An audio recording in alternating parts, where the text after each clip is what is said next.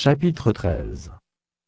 Que toute personne soit soumise aux autorités supérieures, car il n'y a point d'autorité qui ne vienne de Dieu, et les autorités qui existent ont été instituées de Dieu.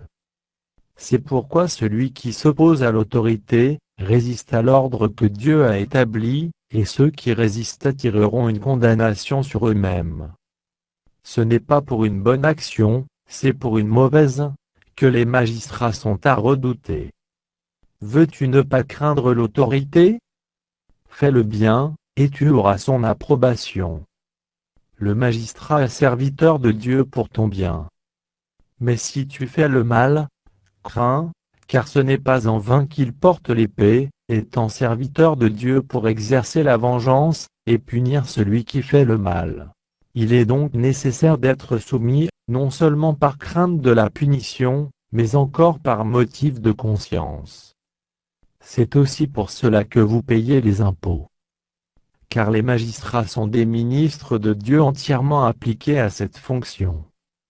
Rendez à tous ce qui leur est dû, l'impôt à qui vous devez l'impôt, le tribut à qui vous devez le tribut, la crainte à qui vous devez la crainte, l'honneur à qui vous devez l'honneur. Ne devez rien à personne, si ce n'est de vous aimer les uns les autres, car celui qui aime les autres a accompli la loi. En effet, les commandements: tu ne commettras point d'adultère, tu ne tueras point, tu ne déroberas point, tu ne convoiteras point, et ce qu'il peut encore y avoir, se résument dans cette parole: tu aimeras ton prochain comme toi-même. L'amour ne fait point de mal au prochain, l'amour est donc l'accomplissement de la loi.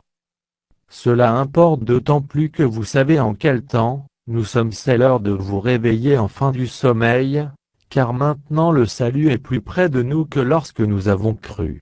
La nuit est avancée, le jour approche. Dépouillons-nous donc des œuvres des ténèbres, et revêtons les armes de la lumière.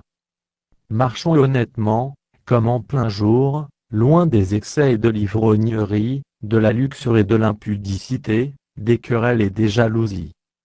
Mais revêtez-vous du Seigneur Jésus-Christ, et n'ayez pas soin de la chair pour en satisfaire les convoitises.